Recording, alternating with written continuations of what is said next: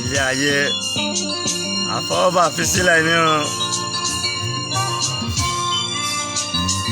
Mo kí gbogbo àgbàlú gbogbo ẹ̀yin ìyáàlú grand cocos grandma gbogbo yín ni mo kí. Mo yọ ẹnìkankan kúrò. Mo kí yín púpọ̀ púpọ̀. Ẹ lọ subscribe Aka Taiwo TV o. Ẹ subscribe ẹ má subscribe TV kankan Aka Taiwo TV. A ní àsìkò ti tó tán láti máa bá ewu àbúrò tó wà láyé diaspora Nàìjíríà all over the world ibi tó bá wà kò jókòó kò gbọ́rọ̀ old school daddy.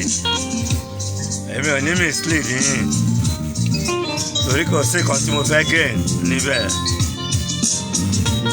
Ó tọrọ ẹ lé gan ó tọrọ pàṣán ẹ gba ojú ẹni máa láàárín ìyanu. Ìyẹn ni gbogbo wa fi ń sáré káàkiri gbogbo ilẹ̀ ayé yìí ká lè jẹ ká lè balance. Ojú ẹni máa láàárín tó. Bọ́tọ́lọ́hún ò bá ṣẹ́ lólówó kọ́ ò fẹ́ gba kádàrá. My name is Akadiski, old school daddy. Iṣẹ́ ló ṣe dá Ayé kò tọ́ wọn, confam. Mo bẹ̀ẹ́ Elédùmarè kò fèrè síṣẹ́ tiwa. Bàbá fèrè síṣẹ́ ọwọ́ wa. Mo lójú ẹni Ó kí gbogbo ẹ̀yin ti abroad níbẹ̀. ojú ẹni máa láàárín ìyanu. Èyí rẹ̀ mẹ́sẹ̀gì ni wọ́n fún yẹn. My sister, one love yéèjì rẹ̀. Nàìjíríà láti Mo ní brọ́dà mi kan náà l'Amẹ́ríkà. everybody ló ń bá wa jó. Ẹni tí mò ń bá wí ti mọ rẹ̀ one love. Man one love ìgbẹ̀yìn orúkọ ènìyàn man. Nàìjíríà láti bẹ̀rẹ̀ eré Amẹ́ríkà London wọ́n tẹ́wọ́ gbé. Mo kí àwọn sísítà mi náà ní Britain. Gbogbo yín ni mo kí. Èmi ọmọ yín ni ayókò tọ́ wọn Akadiski. Mo sọ fún mi búyàn. Mo kì í búyàn rárá. Bọ́s ṣé wọ́n sọ pé mi àti pé òótọ́ ọ̀rọ̀ pàṣán ni? Tóòtọ́ ọ̀rọ̀ bá jáde, á ba onílé, á ba ọlọ́nà, á ba everybody bọ̀ tó bá mọ bó ṣe máa tara. Ojú ẹni máa láàárín ìyanu.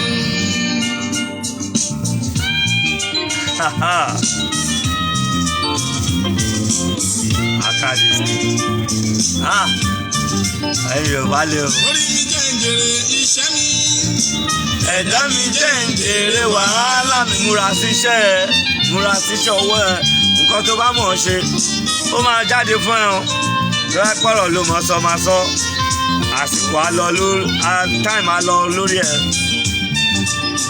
Tó ń sọ̀rọ̀ Orí mi gidi. jẹ́ ìjèrè iṣẹ́ mi. Ẹ̀dá mi jẹ́ ìjèrè wàhálà mi. ìwọ ń kọ́. Ibi tó ti ń sọ̀rọ̀ bàbà tó bá gbóòótọ́ ọ̀rọ̀ tálántá. Mo ní gbogbo ẹ̀mí kúkúrú mo bẹ̀ ẹ́ ọlọ́wọ́n bá o. Jẹ́ ìjèrè ilé ayé ọmọ pàlà. Ìwọ ń kọ́. Tọmọtọmọ. Ẹ má máa gbóòótọ́ ọ̀rọ̀ kẹ́ máa bínú kẹ́ máa jà. Ojú ẹni máa láàárín tó. Ojú ẹni Kò dáa. máa láàárín ìyanu. It's not good. Àyìndé Máyégún mú bọ̀. One love Máyégún. Ó ní ojú ẹni máa làárí tó. Ojú òun náà rí tó. He's singing and talking from experience. Bẹ́ẹ̀ náà ni àwa tá a jẹ́ ọ̀rẹ́ ìpàdé ẹ̀ náà. We talk from experience. Ìwà àbúrò tó ń gbọ́ mi tó wà ń diaspora. Tó bá ti fẹ́ ìyàwó. Tẹnu obìnrin yẹn bá ti mú jù tó ti ń ṣe bebebe tó ti má fẹ́ obìnrin yẹn hàn nítorí ọjọ́ alẹ́ ó dangerous lọ́wọ́ obìnrin náà. Same question go to you woman as well. Ẹ má fẹ́ o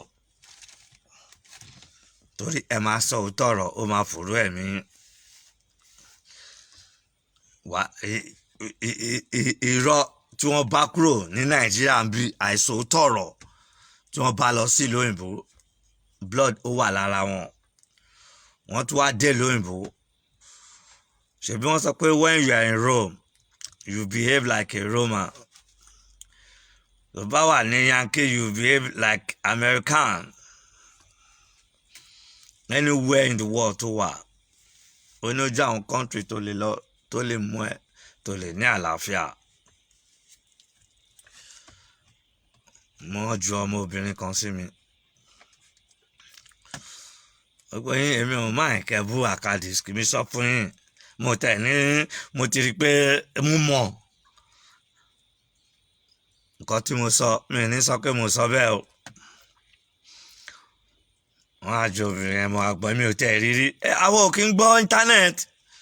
Ìtòrí pé mo ṣẹ̀ṣẹ̀ dé orí ibẹ̀. Time táwọn fẹ́ fún lọ́lá mi ló jẹ́ kémi máa sọ̀rọ̀ lórí íńtánẹ́ẹ̀tì lẹ́yìn tí mo dé nítorí ìjà. Most of my friends big men kì í gbọ́ Facebook.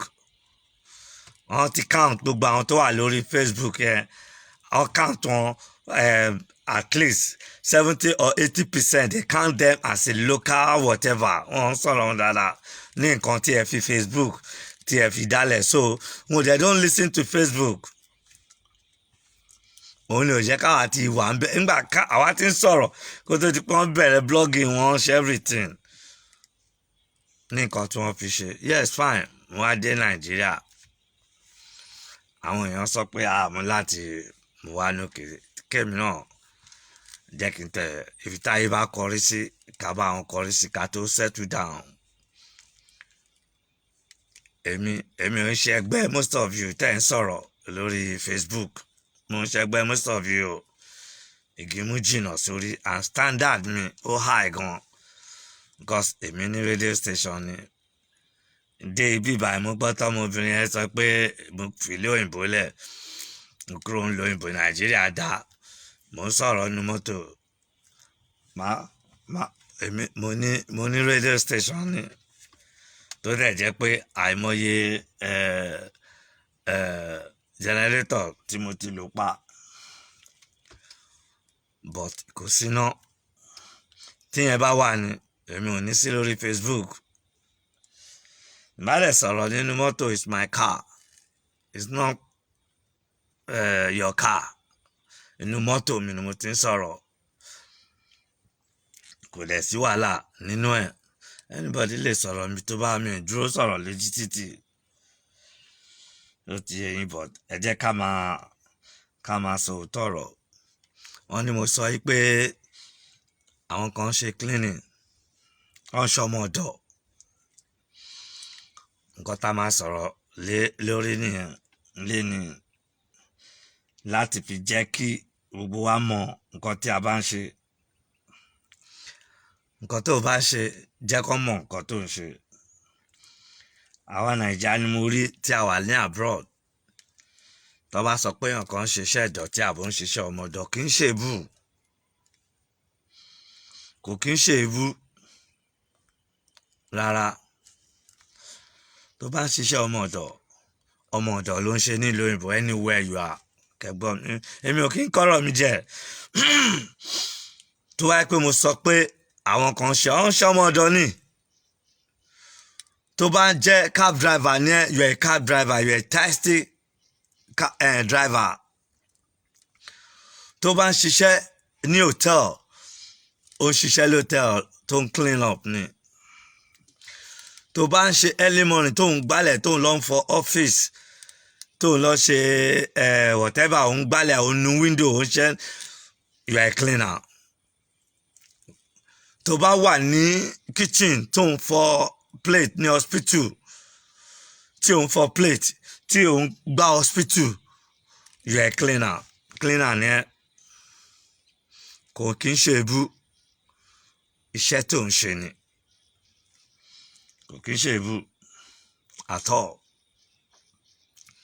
So ẹ jọ̀ọ́ tá bá ń sọ̀rọ̀ ẹ jẹ́ ká máa ó tọ̀rọ̀ ni. Ó máa ń nàyàn lẹ́gba ni mi bú yín pé òun ṣọmọ ọ̀dọ̀. No. Iṣẹ́ téèyàn ń ṣe ni mo sọ. Ẹ wo orí mi mo ń ṣiṣẹ́ 4 nílùú òyìnbó. Ẹ rò bẹ́ẹ̀ nìkan lẹ ṣe ọmọ ọ̀dọ̀ ni. Àwa náà ṣe. Iṣẹ́ 4 ni mo ń ṣe. Káàtà sọ pé mo ní standard garage as a motor engineer big garage àwọn èèyàn mọ̀ mí àwọn ìyá insurance kan tó máa ń gbé mọ́tò fún mi àwọn ìyá àwọn ọmọ ọlọ́pàá yẹn kankan wọ́n wá kọ̀ pé mí pé aka I'm looking for someone that can cut my garden màá ní kó lọ sí yellow pé ṣé kò ní yellow page ní kó lọ ó sọ fún mi pé owó wọn mo ní owó wọn àbúrò tó ń gbọ́ mi tó bá wà ní ibikíbi tó bá wà má ṣọ̀lẹ ẹni iṣẹ́ tó bá rí tó bá ń gbégbé ń bẹ̀ tó bá lè gbégbé láti lè fi live kó fi jẹun kó lè fi tó ẹgbẹ́ wọ́n sọ̀rọ̀ àwọn èèyàn ló ń gbé lóyìnbó yẹn wọn ò tẹ́gbẹ́ náà mi kì í kọ́rọ̀ mi jẹ ibi tí mo gbé nǹkan tí mo rí mo ń wake up ni pé kó má sọ̀rọ̀ gbàgbé pé kó má bú àgbàlagbà gbàgbé kó rántí iṣẹ́ tó ń ṣe ọ̀rọ̀ ni mo ń sọ mi fi bú yín o mo wá lọ sọ fún pé èló ni wọ́n máa ń gbà àwọn náà lówó pé 1,000 something 800 and something ó depend lé bí garden yẹn gbó yẹn bá ṣe kú tó mo wá lọ ra machine mo wà àbí nǹkan shovel cutter grass cutter everything mo á sọ fún wọn máa ń sọ wọn pé mo ti réyàn tó máa bá wọn gé garden ọgbọ́n lọ́gbọ́n la fi ń ṣọgbọ́n ó dẹ̀ ní òun máa gba £1,000 a sọ fún mi this kid is reasonable I'll pay it but I'm going to give you the money I'm not going to be at home I will open the back gate garden down nkankan máa gba £1,000 máa ti garage mi because that £1,000 tí máa ma fi pa tí máa ma fi ṣe mọ́tò mélòó kan mo ti lè pa £1,000 yẹn but máa gé grass yẹn in 1 day 2 days mo ń gé grass ni tó bá sọ fún mi pé àká tó ń gé koríko grass nílùú òyìnbó nǹkan tí mo ṣe ní náà kò fi bú mi why tó jẹ́ pé tó bá sọ pé ẹ̀yin kan ń ṣe ọmọ ọ̀dọ̀ àbí ẹ̀ ń ṣe cleaner inú á máa bí wọ́n bu iṣẹ́ wo lẹ wá ń ṣe ṣebí nǹkan tẹ̀ ń ṣe nìyẹn màá lọ gé garden yẹn iṣẹ́ wa máa ń ní time tó bá ti ń di October November December January February kì í ríṣẹ́ ṣe ní Britain tó bá jẹ́ mechanic because òtútù máa ń wà Christmas time everybody gbogbo wọn ò ní jáde wọ́n ti fowó ṣe Christmas wọ́n ti ṣe everything February ending mọ́ next month ni àṣẹ̀ṣẹ̀ máa ríṣẹ́ tí n bá ríṣẹ́ garden máa lọ ṣe tí n bá ríṣẹ́ tí wọ́n fẹ́ ṣe tiles mo lè ṣe plumbing mo lè ṣe máa gbà máa lọ ṣe máa bá wọn lay block máa ṣe everything tí yẹn bá tí ò bá sí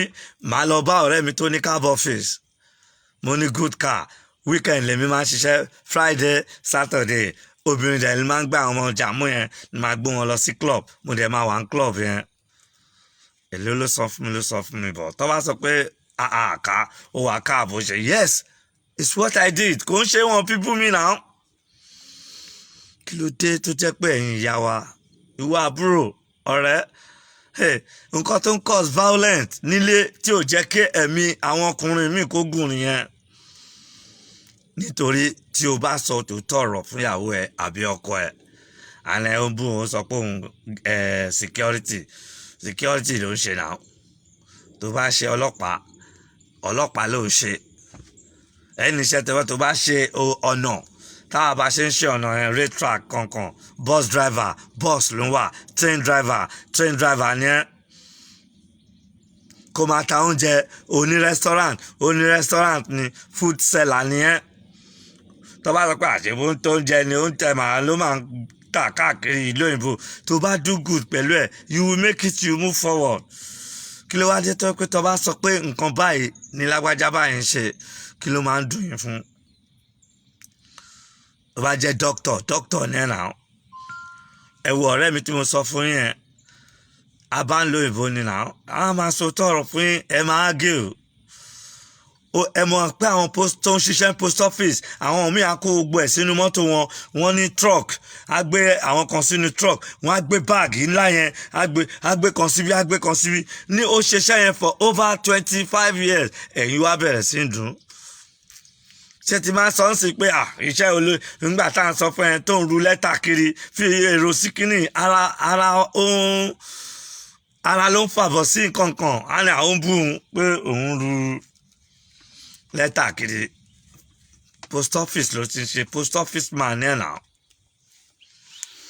kí ló ń bí ẹnu gbogbo nǹkan tá a bá sọ fúnra wa àfi ránra wa létí láti lè fi bojú ẹ̀yìn kó rántí alẹ́ pé ìgbà ò lọ bí òréré ìwọ tó ń fọwọ́ ní kitchen ní restaurant tó a sọ pé àṣewò ń fọwọ́ ní kitchen ní ọmọ ọ̀dọ́ nínà kí ló wá ń ṣe ṣé wọ́n lo ní restaurant ni ọmọ ọ̀dọ́ ló ń ṣe ń bẹ̀ náà kò ṣe bù it's what you are doing there why tẹ́ ń múlẹ̀ ayé lè báyìí fúnra yín ìyẹn fẹ́ máa bú mi èmi ò tẹ́ rírí mi bú ẹ̀ mi dẹ̀ ní bú ẹ̀ torí mo mọ ṣẹ́ni ẹ̀yin lẹ máa ń jẹ́ kí n sọ̀rọ̀ nítorí pé òótọ́ ọ̀rọ̀ táwọn tó ti fi bọ́ ṣe ń bú àwa náà láti kékeré nìyẹn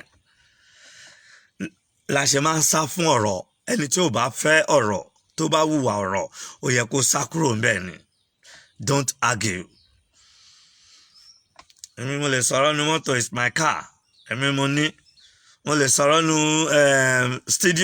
studio is there big èmi ni mo ní ibi tó bá wù mí mo ti lè sọ̀rọ̀ ó ní mò ń sọ̀rọ̀ ní hòtẹ́ẹ̀lì kiri yes mi ṣe ní sọ̀rọ̀ lótẹ́ẹ̀lì ibi tí ìrìn àjò ká mi wọ́n ti sọ fún ẹ ibi tí ìjì ayé bá ká ẹ mọ́ ibẹ̀ ni kó rárá sápamọ́ síbẹ̀ ẹ wò ó sì mo ti ń jáde lọ mo ti rí pé mo ò lè ṣe chat nírọ̀lẹ́ nítorí mo ń lọ sí bẹ́ẹ̀dẹ̀ èèyàn kan ni so ti bá ń bọ̀ nítorí traffic pọ̀ lọ́nà gan mo ṣe ní kí n sáré ṣàlàyé fún ẹ̀yin tẹ́ máa ń rò wípé wọ́n bu yín ó sọ pé àwọn ṣiṣẹ́ ọmọ ọ̀dọ̀ tó bá ṣe pé nǹkan tó ń ṣe ní ọmọ ọ̀dọ̀ ní ẹ̀ iṣẹ́ ọmọ ọ̀dọ̀ ló ń ṣe ní ìgbà tí àwa ta ní gáà tá à ń ṣiṣẹ́ bíi mẹ́rin màá tún lọ bá ọ̀rẹ́ mi tí ò bá ṣiṣẹ́ òun ló máa ń fún wọn níṣẹ́ ní council á sọ fún mi àká ò lè ṣiṣẹ́ yìí you self-employed ni wọ́ọ̀ máa ní ẹ̀ mo self-employed bọ̀ kò síṣẹ́ bills ló wà ńlẹ̀ yìí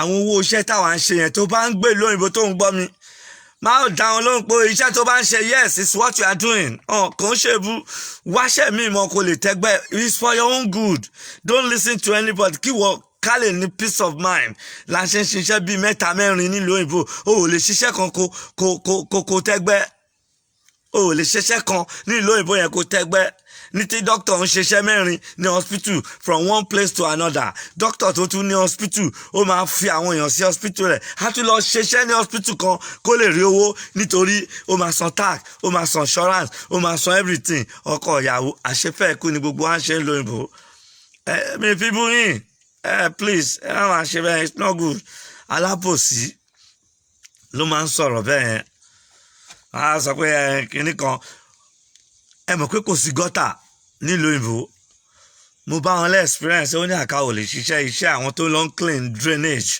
ló wà ìdí ó lé iṣẹ́ tí ìbá wọn ṣe ni kọ́ máa ti bin kọ́ máa kólẹ̀ lójú títì mo dẹ̀ ń lówó lọ́wọ́ mo bẹ́tà ju mi tí bá ti sọ̀rọ̀ wọn á sọ pé òun bẹ́tà ju àwọn kan lọ yes mo bẹ́tà ju àwọn kan lọ́ngbà tí wà níbẹ̀ because mo ń rorí báwo ni mo ṣe fẹ́ pay bills mi so I have to go for 3 jobs kí n lè balance mi fi bú yín ẹjọ́ mi fi ẹ̀yin ìyá wa ẹ̀yin dálérú ní kẹ́ máa dálérú kẹ́ máa da Nàìjíríà rú kẹ́ máa da íńtánẹ́ẹ̀tì rú kẹ́ ti bọ́ síbẹ̀ kẹ́ kó primer sójú kẹ́ rò bẹ́ẹ̀ ẹ̀ ń kun ojú ẹ̀dẹ̀ ń débẹ̀ ẹ̀ ń pollute internet ẹ̀ ń pollute ilẹ̀ Yorùbá ẹ̀ ń jà ẹ̀ ń sọ àwọn nǹkan tí ò yẹ kó ṣe tó bá ń gbẹ̀gbẹ́ ní London agbègbè ní ẹ̀ náà ìwọ tó ń gbégbẹ tó ń fẹ́ máa claim pé doctor ni ẹ ọ̀rẹ́ mi ẹ òun kọ́ ló ti sick pé màá sọ pé home lẹ́ máa gbẹ̀ yìí is their system mi ní kẹ́ wálé tó bá wù ẹ́ kó wálé tó bá wù ẹ́ má wálé it's your choice tèmi lèmi fi wálé because I can't continue living in that country again ẹ̀yin ṣe ń pariwo pé ẹ fẹ́ wálé ní ìgbà tí Trump tó ní kí gbogbo wọn máa lọ l'Amẹ́ríkà ẹ mọ̀ bí gbogbo yín ṣe rù ni ẹ mọ̀ bẹ ṣe ń ké kiri ni kì í ṣe gbogbo yín lẹ jáde lẹ vote Trump out ni that is what I'm saying ìjọba tí ò bá ti dá ẹ sọ pé wọ́n fẹ́ pa yín ẹjọ́ àwọn ẹlẹ́jọ́.com wọ́n fẹ́ pa yín wọ́n fẹ́ ṣe kinní kan wọ́n fẹ́ ṣe tàmẹ̀dò wọ́n fẹ́ ṣe kinní kan kí ni solution ẹ̀ ń rí solution ẹjọ́ ni ẹ bá lè ti bọ́ síwájú internet wọ́n ń búyàn kan pọ́ ọmọ ọ̀dọ̀ ó fi ìlú òyìnbó lẹ̀ ló wá ń sọ̀rọ̀ nu mọ́tò it's my car èmi ni mo ní car mi ni òun ní ibi tó ìrìn àjò bá dẹ̀ ká mi mọ́ ni màá ti sọ̀rọ̀ it's none of any of you business and I'm better than you people far more than 1,000 times because èmi lọ fún training sọ̀rọ̀ yìí ń ṣe sọ̀rọ̀ ya ẹ̀kọ́ ń pariwo ni adé ń sọ fún yín látijọ́ tí Fẹlá ti ń pariwo tó kọrin fún Nàìjíríà ṣé Nàìjíríà move forward ni ṣé Nàìjíríà move forward sótọ́ tó Fẹlá náà ṣebí Nàìjíríà ń bàjẹ́ sí ẹ wá náà ń sòótọ́ ọ̀rọ̀ àníkẹ́rẹ́ aláṣẹ má bu àgbàlagbà it's just one message one word ẹ bẹ̀rẹ̀ sí ń bú mi mò ń bú yín pé ẹ ṣiṣẹ́ ọmọ ọ̀dọ̀ iṣẹ́ ọmọ ọ̀dọ̀ kọ́ ló ń ṣe níbi tó wà ní. ìyẹn ò ń ṣe bú it's what you are doing anywhere you are in diaspora tó bá jẹ́ sọ̀rọ̀sọ̀rọ̀ studio sọ̀rọ̀sọ̀rọ̀ ni ẹ́ tó bá jẹ́ bus driver tó bá ń clean títì agbálẹ̀ títì ni ẹ́ kò ń ṣe bú it's what you are doing. òun nìyẹn mo ní wọ́n máa gbẹ̀yìn sí o it's their system ó dàgbà sí ìlú òyìnbó ṣé wọ́n ló nílé tó wà ń bẹ̀ tó bá nílé gan wọ́n máa ta ilé ẹ̀ because ẹ̀ mọ̀ bí ìlú òyìnbó ṣe ń operate ṣe láwọn tó màmá tí wọ́n fi sí good home tí wọ́n ní tó ń gbé bungalow tí wọ́n ń fún wọn ní good care méjì tí wọ́n ṣe everything because wọ́n nílé wọn ti ta ilé wọn ló fi ń tọ́jú wọn ilé wọn ìwọ ẹ̀yin tẹ̀dẹ̀ nílé tó fún yín council flat tó wà ń bẹ̀ for 30 years wá fall sick àbókú sílé kí ló máa ṣe wọ́n máa gbé ẹ kúrò bẹ́ẹ̀ wọ́n máa fẹ́ fún ẹlòmíì ní council flat yẹn ni now that is what I mean pé ẹ jẹ́ ká máa bójú ẹ̀yìn system wọn ni home mi sọ pé wọ́n máa gbẹ̀yìn sí o ibo ló wá fẹ́ gbẹ̀yìn sí ẹ gbà mí ibo ló fẹ́ gbẹ̀yìn sí ní ìlú òyìnbó home ló máa gbẹ̀yìn sí ìtàsí ibi tẹ́wọ̀n ń gbẹ̀yìn sí ní ẹ wo ọ̀rẹ́ mi tí ṣe bí ìyàwó mi ìyàwó ẹ̀ wọ́n gbé home kan ló wà ní ìyàwó ẹ̀ náà ò lè tọ́jú ẹ̀ nílé ìyẹn mo ṣe sọ fún kí ìyàwó sọ pé òun ò lè tọ́jú ọkọ nígbà tó wà lọ hospital gan ọmọ ẹ̀ Saturday nìkan lọ́nà ọmọ ẹ̀ ọkùnrin yẹn máa ń lọ wò á ní òun ní táì òun náà máa gbá àwọn ọmọ òun lọ sí school ìyàwó òun máa lọ síbi iṣẹ́ that is their system mi fi bú yín ẹjọ́ wáì tí ẹ̀jẹ̀ àbòsí wà lára yín báyìí ẹ mọ̀ pé àwọn èèyàn fi ń ṣe ẹ̀yẹ ni they make fun of you people èmi nìyàn kan ṣe ọmọ ọ̀dọ̀ tí ò bá ṣe ọmọ ọ̀dọ̀ yẹ ẹ sá jáde á sọ pé òun kì í ṣọ nígbà tó sọ pé deport mímì ìbúwò wọn náà mo jáde mo sọ nǹkan tí mo ń ṣe fún wọn mo dẹ̀ sọ reason mi tí n lè fi wá sílé mi lè pé I'm better very well in Nigeria bí mi dá kí n wọrú aṣọ yìí lóyìnbó náà máa dress bí bàbá Suwe ni màá ya fọ́tò pẹ̀lú aṣọ ṣẹ́ pẹ̀lú aṣọ cleaner màá yà sáwọn ọmọ mi ní Nàìjíríà mo ń sẹ́ǹdì owó tí wọ́n ń gbádùn ní bọ̀ máa rẹ̀ ni pé iṣẹ́ tá à ń ṣe ìlú òyìnbó yìí ẹrù yìí kọ́ lẹ́ ṣiṣẹ́ yẹn ni máa bú kọ́ mi èmi ò ń ṣe àṣà láti máa bú àgbàlagbà mo ò dẹ̀ bú yín ẹjọ́ tó lọ Ọlọ́run please èyí sọmọ tó bá jẹ́ ọmọ ọ̀dọ̀ ló ń ṣe o kò ń ṣe ìbú is what you are doing mi kó jẹ́ màá lọ bá ọ̀rẹ́ mi ó ní àká mo lè ṣiṣẹ́ yìí wọ́n á gbé mi supervisor ó introduce mi sí supervisor ẹ̀ just nítorí mo ò níṣẹ́ bills wà nílẹ̀ tí máa san mo dẹ̀ ní nǹkan kan tí máa fi support Taizee tí mo wà lálẹ́ ní weekend Friday Saturday nìkan ni máa ń ṣe Taizee yẹn tí bá rí iṣẹ́ ilé mo lè lọ kunlé mo máa ń kunlé gan bẹ́ẹ̀ ṣe rí mi ń ṣọ̀lẹ do any job tó bá rí wọ́n pa láàárọ̀ sáré ó wà nílé obìnrin ó bá wọn tọ́jú ọmọ ó lè fowó shopping sílẹ̀ common £30 ó lè fi sílẹ̀ ìmí wà nulẹ̀ ọ̀yàwó ẹ̀ ló lọ ṣiṣẹ́ common £10 ó lè fi sílẹ̀ tó bá bú ẹ pé òòrè ó jókòó sílẹ̀ ọ̀lẹ ìyàwó ẹ̀ ló ń bọ̀ wà ní wọ́n bú ẹ yes serious ọ̀lẹ́kọ́ ni ẹni wà á délé obìnrin wà á lọ hangi ṣòkòtò ò ní fún wọn lówó àwọn lọ́ọ́ máa ṣe bẹ̀ fún ẹ kó tó dé wọ́n máa fún ẹ lóúnjẹ tó bá tún lọ wà á dà díà ó dẹ̀ bá wá £10 mẹ́rin kí n fi repo òpònú ọkùnrin ẹ wá bá wọn dá sí pé wọ́n ní mi ọlẹ́kọ́ ni ẹni ṣé kí n ṣe ilé obìnrin ló wà ní ṣé kí n ṣe obìnrin ẹ ló ń bọ́ ẹni tell me ẹ̀yin tẹ́ ẹ̀ lè sẹ́ǹdì owó sílẹ̀ ẹ̀yin tẹ́ ẹ̀ láàánú ẹ sọ pé kinní kan ẹni tó máa ń ṣàánú wọn kò kí ní wọn lára láti ṣe ẹni tẹ́ bá rí tó ń sọ̀rọ̀ pé oníkan ṣàánú oníkan ṣe ẹ lọ wo blood ẹ̀. home ni ọ̀rẹ́ mi wà ń sìn mi fi bú yín system ìlú òyìnbó ni tó bá ṣiṣẹ́ láàárọ̀ ọjọ́ ẹ ṣẹ́yìn ò ráwọn tí wọ́n ní ìlú gangan ni why Yorùbás are like this àwọn tí wọ́n ní ìlú gangan ṣe rí i pé home ni wọ́n jù wọ́n sí ibo lọ́wọ́ fẹ́ gbẹ̀yìn sí o ẹjọ́ ibo lọ́ fẹ́ gbẹ̀yìn sí màá náà ṣiṣẹ́ home lẹ́ máa gbẹ̀yìn sí confam guarantee home kan ló gbẹ̀yìn sí ilé tó kọ́ síbí kò lè gbé àwọn ẹbí ẹ ṣiṣẹ́ bí afámakò kí lẹ wá ń kọ́lé síbí fún nǹkan tí mo ń sọ nìyẹn náà ó ṣiṣẹ́ bí afámakò nílùú òyìnbó ó dẹ̀ fẹ́ wálé ìlú ò dáa wọ́n ń jalè kò síná kò sí kinní kankan yes inú ẹ̀kọ́ làwọn àyè ń sùn ni because wọ́n ti fi gbogbo ẹ̀kọ́ wa láti kékeré èmi ò bú yín o mo bú yín ẹni tèmi gba gáràjì tèmi lọ́wọ́ ẹ̀ Joe ni wọ́n ń pè ní Tilbury Town òun ló ń ṣe àwọn black cab ó ṣiṣẹ́ ní ìgbà tí wọ́n ń ṣiṣẹ́ Joe ṣiṣẹ́ ó fẹ́ náà rẹ̀ sọ fún mi ó kò ní kọ́bọ̀ tóra àgbà ti dé yàrá kan ni wọ́n fún tí Joe ń gbé Joe tó bá bọ̀ ẹ̀rí ó ti ń tọ̀ sára máa wò ẹ̀yin ò lójú ni ẹ ṣe ẹ ní ìròrí láti fi wò pé àwọn ọmọ onílùú gan ẹ wo bí wọ́n ṣe ń dà ká máa sọ àwa tí a wá fún ìrìn àjò ṣé kò yẹ ká yára wá brain ni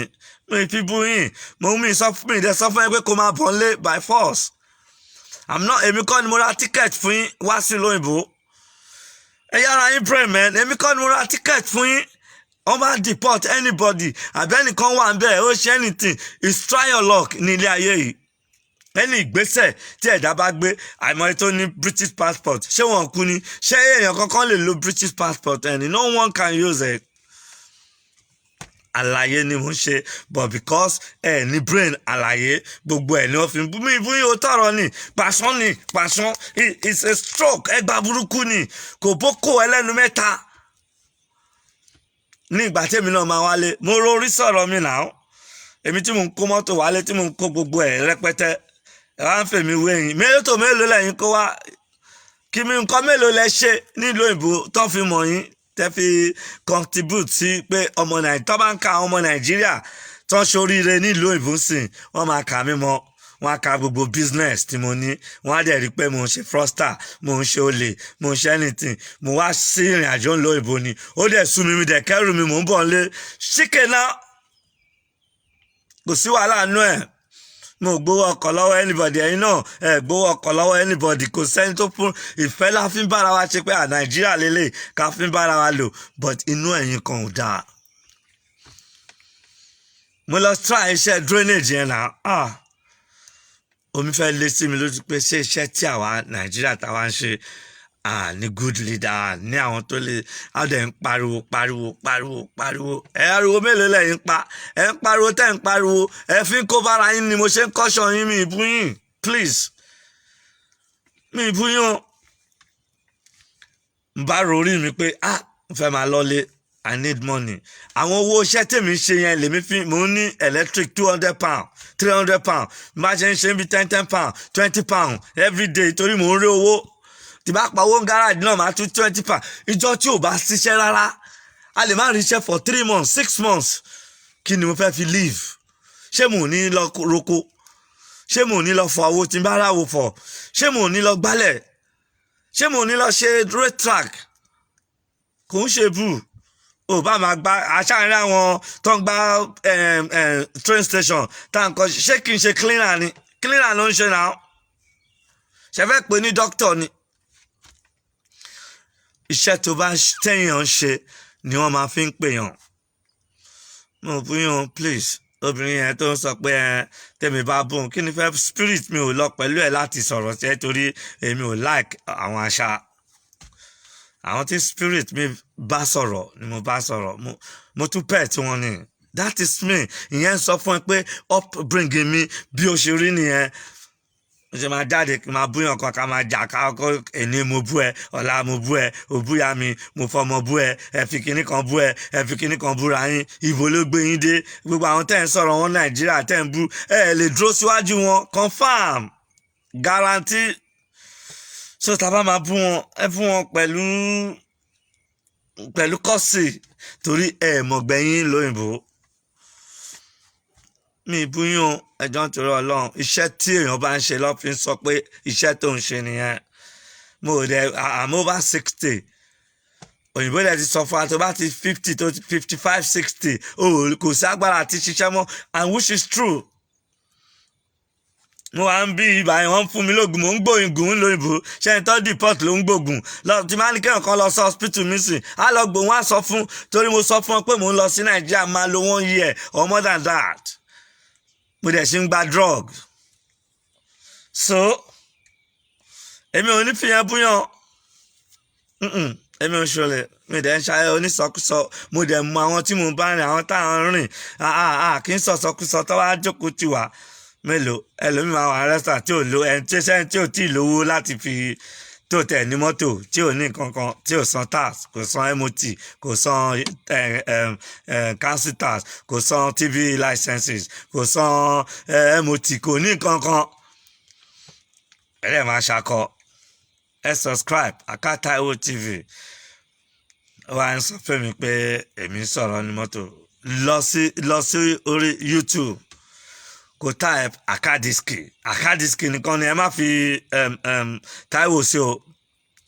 a gbé àwọn ọ̀rọ̀ tí mo ti sọ 1.5 years ago nígbà tí mo dé àgbéjáde fún ẹ kó wo studio mi níbi tí mo ti bẹ̀rẹ̀ studio méjì ni mo níbi ṣe wáyé so mo ń ṣẹgbẹ́ yín rárá mi ò bá sọ̀rọ̀ ní mọ́tò.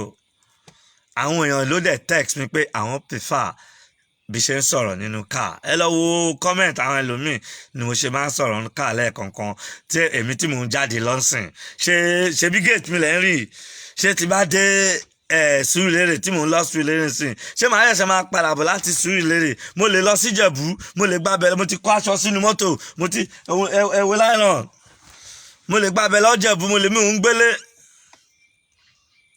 èmi kò lè dání ẹ̀yẹ́ wọn ṣe ibú mi ìdẹ̀bínú sí mi ìbúyàn ẹjọ́ please mi ìdẹ̀ ever dá sọ̀rọ̀ ẹ̀yin obìnrin kankan tẹ́ ń búra yín àbí ẹ̀ ń bú àwọn àgbàlagbà yìí tí máa sọ owó tèmi ní ni mo ti yá yín báwo lọ ṣe ẹ bẹ̀rù yín bòdì àbí báwo ẹ continue màá fi kankan hàn yín sìn ṣé mo sọ̀rọ̀ last time wọ́n ní bọ̀ ẹ wò n fẹ́ fi kankan hàn yín. na wayo gọọmenti we dey o. ẹ gbà mí o. na rikimo gọọmenti we dey o. yé paripa o. na party gọọmenti we dey. ẹ gbà mí o.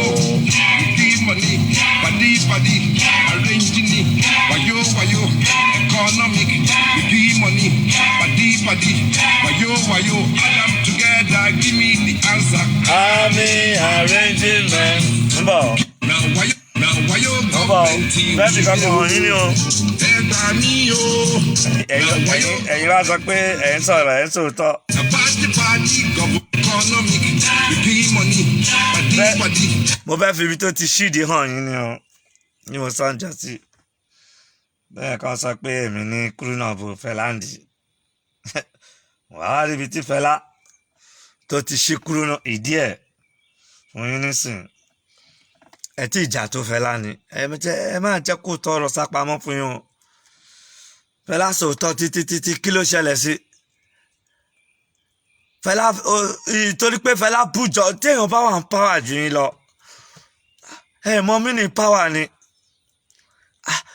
pàwà yẹn kọ́ làwọn Haúsá ń lò gbogbo bẹ́ẹ̀ ṣe ń pariwo Buhari o wọ́n ń pa yín o wọ́n tí ẹ̀ jókòó kẹ bá àwọn àgbàlagbà ilẹ̀ Yorùbá lọ pé ibi tọ́rọ̀ wá dé yìí à ń pariwo president yóò tẹ̀ dá wa lóhùn kí ló yẹ ṣágídí lẹ máa fi bá ṣe ni tó bá bẹ̀rẹ̀ riot níta wọn kó sójà jáde fún ẹ because they are in power nǹkan tó ń pè ní agbára nìyẹn ní ìgbà tó máa mean Fẹlá gbogbo ẹ̀yin tẹ́ ń sọ̀rọ̀ tó bá máa mean ní ìṣàkóso kí mò ń sọ fún yín mo ti ṣèké fún yín wọ́n ti list àwọn orúkọ tẹ́ pé ṣe bẹ́ẹ̀ náà lè pa Twitter tẹ́ ń pariwo tọ́ lórí YouTube gan Facebook gan ẹ máa jí sọ̀rọ̀ very soon but wọ́n sọ fún mi pé wọ́n sọ fún wọn pé kọ́ máa kọ́fì yẹn lẹ̀ a ṣe ń sọ fún yín ń gbà yín mọ̀ràn ni ẹ jọ̀ọ́ ẹ má máa yí gbogbo nǹkan bẹ́ẹ̀ yẹn ń gbà yín mọ̀ràn kí ló ṣẹlẹ̀ ẹ sọ tọ́ tó fẹ́ rání ó bú gọ́ọ̀mẹ̀ntì títí kí lọ níjọ́ tó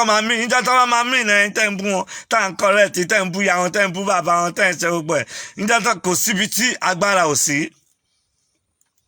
kò síbi tí agbára kò síbi tí ò sí ṣòye yín níjọ́ tó máa dé gbogbo Sùúrùlérè yẹn dà gbogbo ojú Ẹlẹ́gbà dàrú ni ẹ wo bí ojú Ẹlẹ́gbà ọ̀nà phase 2 ti Fẹlá ń gbé dé barrack dé stadium táwa gan wà tí àgàsí ń rùn débẹ̀ àná anybody tó mú àná pa lọ́ fi ṣe wọ́n mú màmá ẹ̀ ó ní màmá yẹn first madam mo sọ àwọn kan sọ pé mò ń sọ̀rọ̀ wọ́n tó ṣẹlẹ̀ ní mo sọ náà ṣọ́ọ̀ mú màmá Fẹlá wọn sọ látọjú wíńdò sílẹ̀ ni wọ́n sọ màmá yẹn first woman tó kọ́kọ́ drive ní Nàìjíríà ọmọ ẹ̀kọ́ ló ṣe léṣe ni kì wá mọ́ lórí òun nìkan gbogbo fídíò Fẹlá gbogbo ẹ̀ lọ́jọ́ mọ́lé bàbá Fatai Rolling Dollar ó jẹ̀yà for 20 years nítorí Fẹlá ẹgbẹ́ wọ́ ẹ̀ ẹgbẹ́ ilé Fẹlá báyìí ni ó ní iná yẹn dé ọ̀dọ̀ àwọn anybody tí wọ́n rí ńjọ́ náà wọ́n sọnà sí gbogbo ilé wọn mọ́tò ò lè kọjá mo sọ fún yín ẹ̀yin tẹ́ ẹ̀ mọ́ ọmọ ìkéré ní yín náà ẹ wá ń bọ́ sí orí rédíò wọ́n sọ fún yín pé má ṣe báyìí wọ́n sọ pé mi sọ pé wọ́n ṣe ọmọ ọ̀dọ̀ kọ́lẹ̀ ń ṣe mi tẹ́ ẹnìbọ̀dì bá wà ní ọmọ ọ̀dọ̀ nínà ọmọ ọ̀dọ̀ kò ń ṣe ebú ọmọ ọ̀dọ̀ ìsọmọ ọ̀dọ̀ plane pilot is a pilot whatever yeah, cab driver ni ẹ kò sọ̀rọ̀ pé kinní kankan níbẹ̀ mo fẹ́ play kankan fún ìwọ àti ọkọ àtìyàwó àbí ìwọ tó ń bọ̀ lẹ́yìn kẹwò nǹkan tó ṣẹlẹ̀ láàrin ọkọ ìka tó tún bẹ̀rẹ̀ ọ̀rọ̀ wa lọ́rọ̀ púpọ̀ a kàn máa gbára wa mọ̀ràn ni má jẹ́ kó bí ẹnu tó bá wà ń lo òyìnbó tó ń gbọ́ mi tó ń kólẹ̀ akólẹ̀ ní ẹ tí ẹ̀kọ́ bá sọ pé ẹwà ń bẹ̀ ń kólẹ̀ kò fi bú yín. You liar! You must kill me today. You must kill me today. ọkọ àtìyàwó ni You must kill me today. violent. You must kill me today. You must kill me today. After all and everything I've done for you, you must kill me today. Kill you? Liar! Liar! No, you, lawyer. Liar! Lawyer. Liar! Lawyer. Liar! Foolish woman. Hey, I can't believe it that you still have the audacity to still open your mouth. You still have the audacity. What did they call yourself? I don't even get name for you. I'm not getting name for you. You don't have respect at all. You don't have. I should have respect for you. Respect for your After husband. all you have done to me, I am supposed to have respect for you. kì í ṣe Nàìjíríà nìkan I don't understand men of these days. I don't understand men of these days. You just always prove right, like as if you know too much. You know all and everything. Why are you shouting now? Please, don't even dare me. kánọkùnrin wà violent tó bá politician wọn ni wà violent. I worked so hard. I did a shower for you. Gave you 30,000 euro all because you want to invest. You want to invest for both of us. Did I beg you to give me the money? You didn't beg me. Yes. Is that what you are saying right now, that you didn't beg me? Oh God. Hey, look at what my husband is saying, that he didn't beg me to give him 30,000 euros. 30,000 euros. I do a shower, so hard-earned money. Give her money. I don't think it's bad for Facebook. So I give him 30,000. Make he say invest. for Africa, for both of us. So I was working so hard. I was cooking for my husband. I was doing everything until I took in. And you have the right now to stand in front of me and make face. You are saying you gave me 30,000 euros. I gave you 30,000 euros to build. Are you the first woman to give? We built the house together. Yes, the house is in Nigeria. Now, what's the problem? The house is in Nigeria. What is the problem? Yeah. Hey. The house is in Nigeria. What is the problem is what you are saying right now. We built the house together. I understand. You are my wife. Then what is then? Why are you shouting? Is another woman in there. I found out you have another wife. Wife and children, you liar. Wife and children. But I was giving you signal when we were dating. You were giving me signal. I never even wanted you to I never wanted you to even be pregnant for me. I don't even wanted you to carry my baby. Hey. I was giving you green light, but you were just rushing. Hey, God. I beg. You're stalking me too much now. I beg, Mona, share this video. Not video, I go share for messenger alone, no groups. Groups. And war. Now I go share this video because this video needs to go viral. Did you hear what my husband just said? He was giving me signal. He didn't even have the intention to marry me, but he was collecting all my money when I dey go hustle. Were you not collecting something from me too? What was I collecting from you? The doing, Munko. Were you not enjoying it? Look at this woman, no. I did not beg her. When we were dating, you know, she's my wife. I understand she's my wife. Hey. Before I got married to her, I have a wife in Nigeria and kids in Nigeria. Did you tell me? Did you tell me you were having a wife? Was I tell you, are you a fool? Are you a fool? Won't you use your brain? Okay, you see a grown-up man like me, then you think that maybe you are the first woman. Hey! Hey! I gave you 30,000 euros. I gave you this and that. I gave you that and that. You should be ashamed of yourself. Not me. I am here working so hard, and you open a business for her. I will go and sell megaphone. I will go and do cleaning. I will take care of our children here. You don't even care about our children here. Every time you are that. C'est violent, Colombo. Ìwọ ọkùnrin tó lè ṣiṣẹ́ tó appreciate obìnrin yẹn. Violent ni. Ìwọ ìyàwó tó fi ọgbọ́n ṣe tó fẹ́ fa violent rẹ̀ n tó ń fa ikú fún àwọn èèyàn nìyẹn. Àná àfẹ́gbọ́ mi nìrọ̀ àìmọye èèyàn ló fẹ́ lọ́wọ́ sí tèmi mọ̀. Bọ̀gbà tẹ́lẹ̀ máa pa àwọn ẹ̀ máa ṣe báyìí. Àwọn agitators tí ò dáa ni mò ń sọ̀rọ̀ sí. Mo ò bú gbogbo ẹ̀yin agitators. Tẹ́ bá pé 100 agitators 70 nínú yín ni ò dáa. Ìyẹn mi kẹ́yìn yòókù bínú kẹ́ máa sọ̀rọ̀ pé tó pé ẹja agitator ń ṣe wàhálà ẹ̀ ṣe kinní kan. Everybody ẹ fún àwọn èèyàn ní àìtí wọ́n máa fi support yín. Gbogbo wàhálà tẹ́ ń dá sílẹ̀ ẹ̀ tí wá sí Èkó ẹ̀ tí gbọ́ pé MC ní kọ́ máa wá wọ́n ti bẹ̀rẹ̀ sí bú ọmọ lọ́mọ. Ẹ wo bàbá ẹ̀ ẹ ní nǹkan tí máa ń sọ rèé. Ìjà palítọ̀ mọ́. Ó ti wá bẹ́ẹ̀ wọ̀ náà. Ṣẹ̀ṣẹ̀ o. Máa wí. Mo bá wù wọ́n náà ṣe. Ojú yọbọ. Ìyókò wa sọ́wọ́ Fúlàní. Ojú yọbọ lọ kó èpè dání fún yẹn o. Wọ́n lọ síbi táwọn ojúgbó ṣe rí àwa Yorùbá. Torí pé kí ni ní ìjàgà jẹjẹ ìjẹ wa àwọn fúdi Fúlàní ká wáyé. Ó dè pé Fúlàní máa bá wa Ọbásanjọ́ nígbà ẹ̀ à ń ṣe ẹja ṣe àgbẹ̀ òbí ìkọ́rí náà yìí ká ṣiṣẹ́ àgbẹ̀ kébi má pa wá lẹ́yìn wá ọ̀la à ń ṣe bàmú ìsọdà tẹ́ ẹ̀. Ẹ wo gbogbo tó kó dání o. Àbí bàmí oníbẹ̀bẹ̀ yìí ṣé iye wọn oníbẹ̀ yìí èsè níbẹ̀bẹ̀ inú ní ìsọdà tẹ́ ẹ̀ àwọn ni ó tà wá kò wọ́n déédéé wọn ó tà wá kò wọ́n ṣe wọ́n kú kó jíjì. Àwọn iṣẹ́ ìṣẹ̀lẹ̀ ọṣẹ àtúrà tètè ọmọ agbégún jẹ bọ́n kíákíá ọṣẹ àtúrà nípa tí wọ́n ṣe jọba àti wọ́n ṣèjà ọṣẹ àtúrà tètè ọmọ agbégún jẹ bọ́n mèsì ìkọ̀lé. Mo sọ pé ní òní jẹ́ ìgbìmọ̀dé bá yọrọ Oòduà. mi ń bíyàn máa ṣàlàyé fún yín. Ẹ wo nǹkan tí bàbá wa yẹn tó kó dání tán. Wọn ò dẹ̀ sọ pé káwọn pe Sunday Igboho kọ́ lọ sọ́dọ̀ Chief Gani Adams pé àwọn ní bàbá ṣọ̀pọ̀ náà àwọn kankan báyìí. Ojú ọbọ ló ń ṣépè fún. Ilẹ̀ Yorùbá tí àwọn Fúlàní tẹ̀ẹ̀tì kọ́kọ́ pa gbogbo wàhálà tó wà nù lé kó tẹ̀ẹ̀tì tó pé ẹgbà òmìnira. Gbogbo agbára ta ni a máa fi ń ṣera wa ni.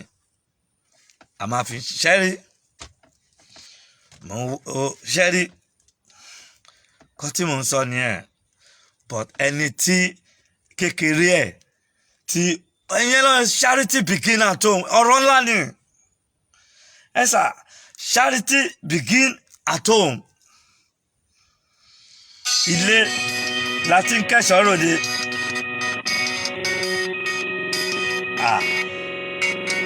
Ń bọ̀ o.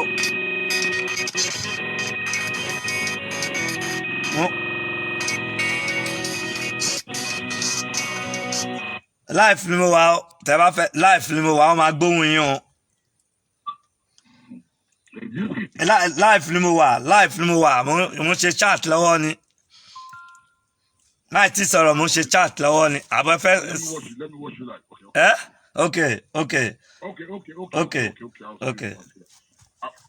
Okay.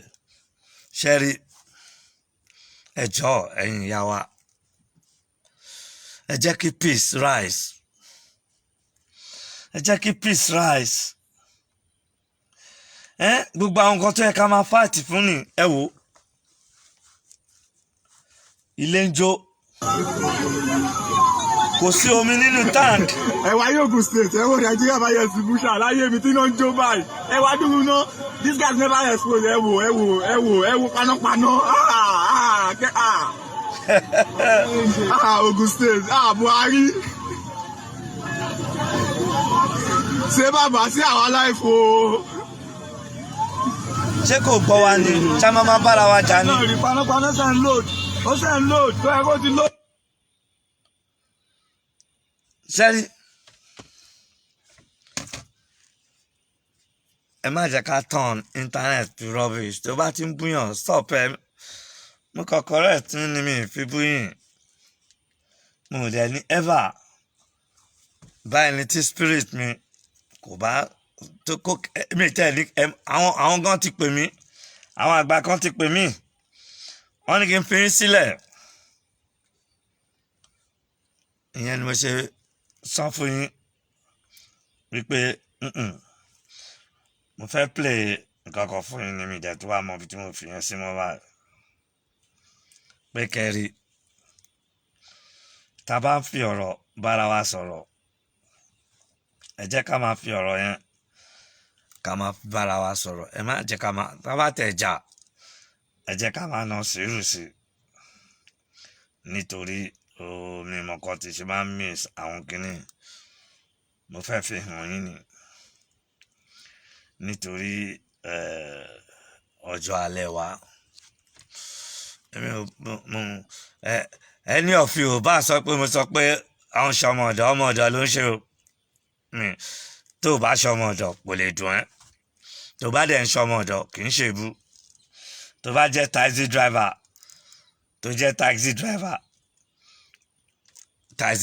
ni ẹ́ tó bá jẹ́ bin pusher ni ẹ́ tó bá jẹ́ pilot ni ẹ́ tó bá jẹ́ agbálẹ̀ ni ẹ́ tó bá jẹ́ gateman ni ẹ́ kò kí ń ṣèbú so ẹ má jẹ́ ká máa fi yẹn tí bá rí màá sì gbé padà fún nítorí èmi láti máa lọ torí ó láìkí mo tún lè gbàbẹ̀ dé Ìjẹ̀bú bí ṣe ń lọ so kò kí ń ṣèbú ibi tó bá wù mí ni mo ti lè sọ̀rọ̀ tó bá wù mí màá wọ studio mi màá lọ sọ̀rọ̀ àwọn èèyàn mọ̀ pé mo ní studio tó bá wù mí màá wọ studio mi màá lọ sọ̀rọ̀ tí n bá dẹ̀ sọ̀rọ̀ studio ibi tí ọ̀rọ̀ bá ká mi mọ́ màá sọ̀rọ̀ níbẹ̀ tó ti ń ṣò ẹ má jẹ́ ká máa jà sí nǹkan tí ò tọ̀rọ̀ èèyàn láti máa jẹ́ kí ò tọ̀rọ̀ kó jáde sóhun mi búyàn mo lè kí gbogbo yín púpọ̀ mo ń wá ibi tí mo ti fẹ́ fi hàn yín kẹ́wo bí Fẹlá bó ṣe ṣíìdì wọ́n ní mo ní Fẹlá kúrú náà wà ń díẹ̀ kẹ́ fojú yín máa wá síta fún yín kí ẹ lè rí ibi tí Fẹlá tó ti ṣíìdì sílẹ̀ òun ni mo sì ń bá yín wá báyìí ẹ̀yin tẹ́ ẹ bá because most of your ọmọdé ni téèyàn bá fẹ́ belong sí society kò kí n ṣe túnú that's why tí ẹ máa ń wọbi kan tẹ máa ń dabẹ̀ rú pẹ̀lú ọ̀tẹ̀ because ọ̀tẹ̀ ló wà ní bọ́dì yín ẹ kì í rò pé èèyàn láti tún nǹkan ṣe ọ̀tẹ̀ yẹn ṣá ẹ̀gbọ́n nǹkan tó ń sọ ó sọ fún òun sọ pé ó ń ṣọmọ ọjọ́ nítorí kinní kan tó bá sọ mi pé agbègbè ni mi tí mò ń gbègbè màá sọ mi pé mò ń gbègbè ni ìgbẹ́ agbépò mò ń gbègbè ni nà ẹ parọ́ agbépò ni mí nà tí màá bọ́ síta kó ń sọ pé èmi ń gbègbè lo ìbò èmi ń ṣe kinní kan mò ń gbègbè ni nà sọrí studio mi.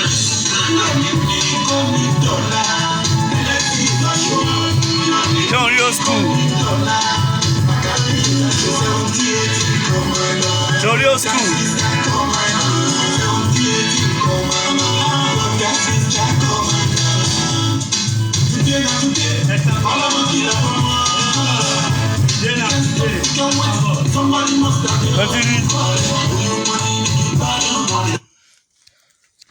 Ṣé ti rí pé nǹkan tí mo fi jù yín lọ gbọ̀rọ̀gbọ̀rọ̀ ni? Ṣé tí a máa sọ̀rọ̀ sí hàn please? Ẹ bá fẹ́ belong sí society. Tẹ bá dé society ẹ calm down ẹ wo nǹkan tí wọ́n ṣe ń bẹ̀ ẹ wo ra yín bí wọ́n láti school ni wọ́n á kó orí gbígbẹ àti tútù gbogbo wa pọ̀ sínú class la fi jáde bẹ́ẹ̀ náà la fi wà lórí internet bẹ́ẹ̀ la fi wà káàkiri. Ó rí pé mo ní studio mo ti dàgbà mo ní ìdí iṣẹ́ agbára kí n máa jẹun. Ọ̀rẹ́ mi ta sọ fún pé kó sọ kó má kọ́lé fún bàbá ẹ̀ ní kó kọ́lé fóun òun ṣiṣẹ́ agbára ń lo òyìnbó bàbá ẹ̀ tó ti wọ bíi 70 something ìwọ ọmọjọ́ tí bàbá ẹ̀ dá ni ó bá lọ kọ́lé fún bàbá ẹ̀ kí n gé short tó láwọn èèyàn wọn ti ń pè mí wọ́n kọ́lé yẹn fún bàbá yẹn ẹ bá pè mí ní èmi ò nígbà kan ọmọ kankan kọ́lé fún èmi gan tí mo ń kọ́lé lọ mo stop ẹ̀ mo ti wo age mi mo ti wo ìgbà pé mi ì mọ̀gbà tí máa kú o but tí bá kọ́ anything sílẹ̀ àwọn ọmọ mi máa ta ni àwọn ọmọ tí ò mọ bí ṣe jẹyẹ ẹ yára ń brain ọkùnrin yára ń brain take care of yourself má kú torí ọmọ kankan torí tó bá kú wọ́n máa dá sí ẹni wọ́n á kọ́lé fún kò ló 3 years bóyá bí ọ̀nà tí bàbá yẹn wọ bóyá ó wọ 79 because bàbá yẹn ò fi sense àwọn ẹ má bínú Yorùbá àti sọ̀rọ̀ ni wọ́n ro pé àwọn tí ń dàgbà àwa ká kọ́kọ́ lálẹ́ mi wá yìí kó o mọ̀gbà tó máa yá ó kọ́lé náà tán àwọn ẹbí ẹ̀ tí wọ́n á kó síbẹ̀ ó wá lọ pè lọ́ọ̀yà ó pè everybody wàhálà yẹn wà lẹ́sìn wọ́n ní kọ́ ta mọ́ wọn lórí àwọn ẹ̀gbọ́n àbúrò bàbá ẹ̀ àtàwọn ẹ̀gbọ́n bàbá ẹ̀ àwọn yẹn ti kọ́ àwọn ọmọ lọ síbẹ̀ gbogbo nǹkan tá a bá fẹ́ ṣe ó gba ríro gbogbo ẹ̀kọ́ la máa fi ṣe ebú la máa fi bára wa jà èyí náà mo kí wọ́n lọ ẹ jẹ́ kí nítorí sùúrù Ìkòròdú road yẹn gbogbo bẹ́ẹ̀ nǹkan tá à ń fèsì ó sì pọ̀ kí ló àwọn bàbá yẹn lágbára wọ́n lè bọ́ síta kọ́ gbé ìwo èpè bẹ́ẹ̀ yẹn àwọn Fúlàní tó wá ń wọlé ńkọ́ wọn lọ ṣépè fún Fúlàní àwọn oní aṣọ funfun wọ́n ń ṣàdúrà sí flag wọ́n mú ìlú Èkó ìlú Nàìjíríà wọ́n ń dàrú ẹ̀ ń ṣàdúrà ẹni tó bá ní kó má ṣe rálì lẹ́kọ̀ọ́ ẹni tó bá ní kó má ṣe kíní kan fún kíní kí ló dé wọn ní kó má ṣe rálì ẹ̀dẹ̀ tí ń da gbogbo ẹ̀rú mo kí púpọ̀ wọ́n lọ ẹ jẹ́ ká ṣe dáadáa má ṣàbòsí ẹ lọ subscribe gbogbo ẹ̀ máa à ń ṣe bọ̀ díẹ̀díẹ̀ ni ẹ lọ subscribe ètò ayá ẹ̀ máa kúrò nínú àwọn ìlànà yìí máa bá àwọn tí ò tó báyọ̀ sọ̀rọ̀ àwọn tí ò tó ẹgbẹ́ ọmọ mi tẹ́ ní fìlàkàyè sọ̀rọ̀ tẹ́ máa rúbọ ń bú yín ni mo ò bú yín náà ẹ jẹ́ ẹgbẹ́ ọmọ wa lọ a máa sọ fún yẹn máa bú wa ẹrù bẹ́nu yín tó mú yẹn àwọn pípù yìí mo ò fẹ́ máa sọ̀rọ̀ nítorí wọ́n sọ̀rọ̀ fún mi wá ní gbogbo nǹkan táwọn bá sọ fún wa mo ò fẹ́ kẹ́ ní problem pẹ̀lú wọn ṣé Fẹlá kí ló ṣe níbi ẹ sọ̀rọ̀ tó ní àní ẹ má bu àgbàlagbà mọ́ period mo ò bú yín mi ò fi iṣẹ́ kankan bú yín o mo ti ṣàlàyé fún yín tó bá jẹ́ bus driver ni ẹ tó bá jẹ́ whatever in anywhere you are in the whole world tó ń ṣe tó bá jẹ́ òun ṣe shop ń bọ̀ Àyìndé ń bọ̀ Àyìndé. ojú ẹni màlà á rí yọnu tó bá kọ́ṣẹ́ ọwọ́ tó wọ̀ lóyìnbó ayé ẹ̀ máa dáa kó mọ ọrùn ṣe kó mọ ìkọ́nà ṣe kó tó bá débì kan láti inú ilé ló ti máa bẹ̀rẹ̀ sí ṣiṣẹ́ irun yẹn ó máa bẹ́tà ju ìwọ tó kọ́ṣẹ́ ọwọ́ tó kọ́ ẹnìtì tó tún jẹ́ graduate tó lọ ń ṣiṣẹ́ cleaning àbí iṣẹ́ ọmọ ọ̀dọ̀ so tó bá rí ọmọ ẹ tó fẹ́ wá sí lóyìnbó ẹni kó lọ kọ́ iṣẹ́ ọkọ jẹ́ barbing salon home cut irun tó bá wọ ìlú òyìnbó ó máa níláárí ó máa mẹ́kẹ̀ ìwọ tó wà ń bẹ̀ tó ń gbọ́ mi lọ sí barbing shop má fi tìjú ṣe má ṣe anything lọ kọ́ṣẹ́ irun tó bá ti ń mọrún gẹ̀ tọrọkọ́bọ̀ a máa wọ́wọ́ ẹ kó tó ṣẹ́jú pé 1 year 2 year ìwọ náà ti gba shop títí ẹ ìyẹn ò sí lórí yín kẹ bọ́ sí internet kẹ máa ṣépè fáwọn ẹgbẹ́ bàbá yín fáwọn tó ju bàbá yín lọ àbẹ́ tí ò tó bàbá yín ẹ rórí pé ọjọ́ ń lọ lórí mi ò jókòó síwájú internet ò bẹ̀rẹ̀ sí búyàn ò níṣẹ́ ò kọ́ṣẹ́ ọwọ́ iṣẹ́ cleaner ló ń ṣe iṣẹ́ ọmọ ọ̀dọ̀ ló ń ṣe ẹ lọ kọ́ṣẹ́ ìyẹn máa tún boost ẹ up mọ́ ní fi bú yín lọ́kọ́ barbing salon kó tó lo 6 months wàá ríbi tó máa dé kó tó lo 1 year wàá ti pé tọ́lọ́ bá mọrún gẹ̀ tó fi àbò sí tí ò jẹ́ pé ẹ̀rọ ẹnu bẹ́ẹ̀ ṣe ń fọ̀rọ̀ ẹnu túlé kátíw company tẹ́ẹ̀fì tó máa fi lé ẹ o tó ṣe dáadáa tó tẹríba tó dẹ̀ mọrún yẹn gẹ̀ ó mìíràn kọ́nà ṣe ó mọrún ba ó mọ ojúṣe ó wá wọ̀ lo ìbò ó lè jẹ yàrá most of you tẹ́ ń ṣe àwọn iṣẹ́ yẹn torí pé ẹ̀ níṣẹ́ ọwọ́ ni tá bá sọ̀rọ̀ ẹ̀ náà fi ń bú yín ẹ lọ kọ́ṣẹ́ ọwọ́ mọ̀ tó o bá dẹ̀ lè kọ́ má búyàn lórí internet it's not good ọjọ́ ti lọ́wọ́ rán abẹ́ ó ti funfun ó kì í púpọ̀ mo búyàn nǹkan tí ẹ̀ ń ṣe ni ọmọ tó bá fẹ́ lọ sí lóyìnbó sí ìwọ tó fẹ́ mọ́ ọmọ ẹ̀wọ̀ lóyìnbó lọ jẹ́ kọ́ ọmọ ẹ lọ kọ́ṣẹ́ kó kọ́ barbing salon tó bá jọkùnrin tó bá pé obìnrin jẹ́ kó kọ́ bọ́ ṣe ń barun bọ́ ṣe ń dirun tó bá dẹ̀ débì kan tí ó bá mọ ọmọ tọ́jú dáadáa á bá àwọn tó bá ní ọmọ 2 3 excuse me á wà nínú ilé wọn 50 pound ní ọmọ kan ṣoṣo àwọn á fún ní 150 pound á máa tọ́jú gbogbo àwọn ọmọ yẹn ọ̀kún wọn fún ní 100 pound tó bá ń tọ́jú 100 pound every week ó mọ èèyàn lóṣù ni tó dẹ̀ káṣá ìtòlẹ̀ ẹ̀ ń pẹ́ káṣá ẹ̀ ń pẹ́ lọ sí patí ẹ̀ ń pẹ́ ń dakọ̀ nǹkan tí ó ń jẹ́ kí most of you kẹwàá backward ni ẹ tó bá ti gbà yín sílé ẹ bẹ̀rẹ̀ sí bú wọn ẹ ti di ọ̀gá wọn ó sọ ń bú èmi pé èmi wọn ọ̀lẹ ṣọ́ọ̀lẹ kọ́ ni ẹ ni òwú ọ̀lẹ lọ́ṣẹ̀ bú ẹ tó bá dẹ̀ rí pé wọ́n bú ẹ bẹ́ẹ̀ wake up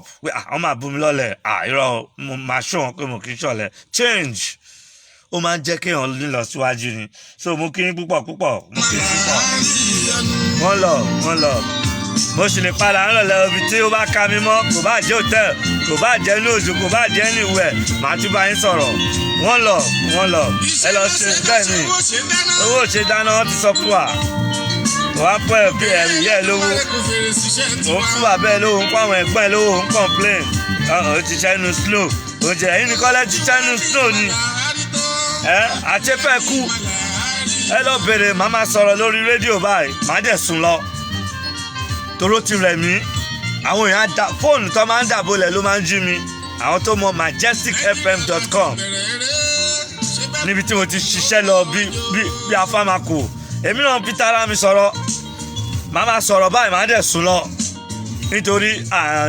àgbójú jáde ńgbà yẹn but wọ́n ń gbọ́ wa ní orí íńtánẹ́ẹ̀tì bọ̀bọ́ yóò sọ̀rọ̀ mọ́ fóònù máa dàbọ̀lẹ̀ mo ti sùn lọ toró ti rẹ̀ mí bẹ́ẹ̀ náà lẹ́yìn náà náà ara òun ṣòkúta náà ẹ wake up ẹ máa ní àwọn ẹ lọ ń fẹjọ́ mi sùn ẹ sọ èmi sọ pé ẹ ń gbálẹ̀ agbálẹ̀ kọ́ ni ẹ ń gbálẹ̀ ní náà iṣẹ́ ilẹ̀ ló ń gbá tó bá jẹ́ ọ́fíìsì worker iṣẹ́ ọ́fíìsì ló ń ṣe ẹni iṣẹ́ tí gbogbo wa bá ń ṣe iṣẹ́ yẹn lọ́ máa sọ pé à ń ṣe kò ń ṣe ebú mo kí wọ́n lọ mo ò bú yín o mo ò bú yín please ẹ jọ̀ọ́ o mo ò bú yín wọ́n lọ. òun nìyẹn akadiski ẹ wo òun nìyẹn. ẹ̀dá mi jẹ́ ìjèrè wàhálà mi.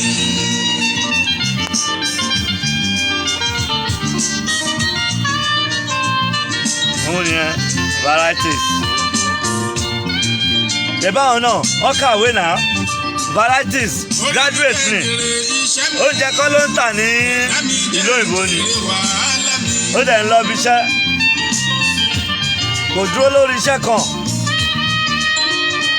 tó kí lẹ̀ ń sọ. bẹ́ẹ̀ ni kẹ́yìn kan wá pín sí i wọ́n sọ pé varieties èbó oúnjẹ ló ń tà nílùú ìbò kó máa bínú ẹ rí pé kò serious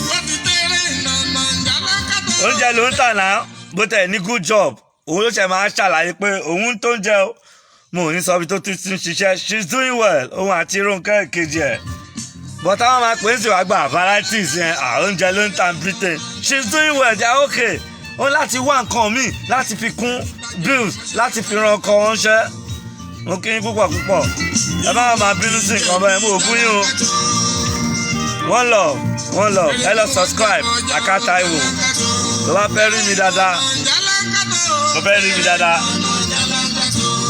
mi dáadáa type Aka Disk nìkan tó bá type Aka Disk nìkan type ẹ lórí YouTube or Facebook ọ̀tọ̀ nìkan tó máa gbé jáde fún ẹ àwọn program ti tiẹ̀ rí studio mi níbẹ̀ ṣé yẹ yín èmi ò ń ṣe olóṣì máa ń sọ fún yín wọ́n sọ èmi ń sọ̀rọ̀ lórí Facebook so ìyẹn ò ń sọ pé mo jẹ́gbẹ́ yín ìyẹn ò ń sọ pé mo wà ní same class ẹ̀ rí mi ni I'm a yoppy father papa yoppy all the time ni torí mo ti rí pé ikú nìgbẹ̀yìn wa mo ò dẹ̀ fẹ́ fi onímọ̀ṣẹ́ bọ́nú wàhálà kan ni ibi tẹ́mi tún lágbára dé dókítà máa ń fún èmi ní advice láti lóyìnbó ni náà dókítà ló help láti lóyìnbó pé Diski pé nǹkan tó ṣe mí yẹn kò kí n tètè lọ pé it's a serious problem kí n ṣe báyìí mo gbọ́ràn sí lẹ́nu mo ń lọ sí hospital bí wọ́n ń kọ oògùn orí yíyí wọ́n ń kọ oògùn tí orí mi ò yí ẹ̀ ń kọ oògùn mental person ẹ̀ ń kọ fún mi fún oògùn ara ẹ̀ ń kọ oògùn inú rúnrún ẹ̀ ń kọ fún oògùn stroke so o láti wake up má máa gbọ́ tó bá fẹ́ káyé ẹ̀dá ọwọ́ ara ẹ̀ ló wà ọ́ lọ́njọ́kọ̀ lọ́ntẹ̀sì nílò òyìnbó for God's sake that hard country ló dẹ̀ tí ń jókòó ló ń tẹ̀sí ló ń búyàn ó dẹ̀ ní God damn it one love mo kí n àgbà pé kí ní kan ẹ̀mí sọ ibi tí mo ti lo half of my life ni mo lò ń lo òyìnbó kí n tó dé àwọn tí ò tó wa tọ́n lè dúró lẹ́gbẹ̀ẹ́ wa wọ́n ti kọ́lé wọ́n ti move on ju wọ́n tó wà ń lo òyìnbó lọ. I have to tell you the truth wọ́n lè dúró lè bá wọn sọ̀rọ̀ wọ́n yín sọ̀tẹ́ because wọ́n lówó ju ẹ̀ lọ ṣé wọ́n tó ń ṣiṣẹ́ ìdọ̀tí ń lo òyìnbó ṣé ìwọ tó ń kólẹ̀ ìwọ tó ń ti bí nkiri ìwọ tó ń ṣe security ìwọ tó ń wa taxi tó ń ṣe nǹkan sílé tó mọ̀ pé anything can happen bó tẹ̀ wá have something to fall back on.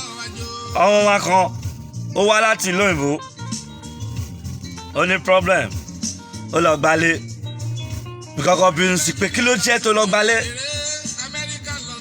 ó dẹ̀ níṣẹ́ ń bíbà ẹ̀ tí ìkọ̀kọ̀ bá dé ń kọ́ ẹ mọ̀ pé ọ̀rọ̀ àgbà ní ẹnu wọ́n máa ń sọ pé ẹnu rùn ni nígbà tí rent owó dé tó lówó yíya yẹn kúrò ó bẹ̀rẹ̀ sí sáré káàkiri kò lè pè mí mọ́ wọ́n ti bẹ̀rẹ̀ sí bá fa wàhálà kò níṣẹ́ ó ti wá di ẹni tó ń tọrọ á pè àwọn ọ̀rẹ́ wọn á disappoint ẹ̀ á pè wọ́n ní London America wọ́n á promise ẹ̀ wọ́n disappoint ẹ̀ ó láti kó kúrò nílé yẹn.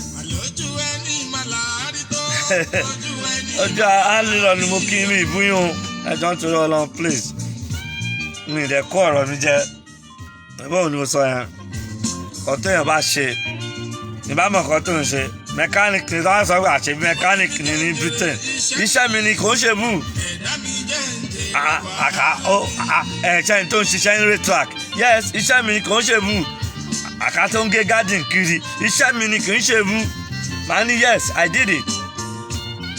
ẹ̀yin ò fẹ́ kọ́ mọ̀ pa kólẹ̀ ní báwo ni ìlú Nàìjíríà ṣe fẹ́ nílọsíwájú báwo lẹ ṣe fẹ́ kí gómìnà kan rori pé àwọn ọmọ Nàìjíríà ń kó ṣe iṣẹ́ akólẹ̀ ní ìlú ìbò ọmọ Nàìjíríà ń hùwà báyìí ìlú ìbò ó mà yẹ ká ràn rú yìí lọ́wọ́ ó nítorí ikú nǹkan tó ń jẹ́ kí ìlú move forward ní ẹ̀nà ẹ̀yin sápamọ́ ẹ̀ ń post fáwọn tó lówó jù ilẹ̀ ẹ̀ ń bú wọn alert iṣẹ́ akólẹ̀ lẹ́ ń ṣe.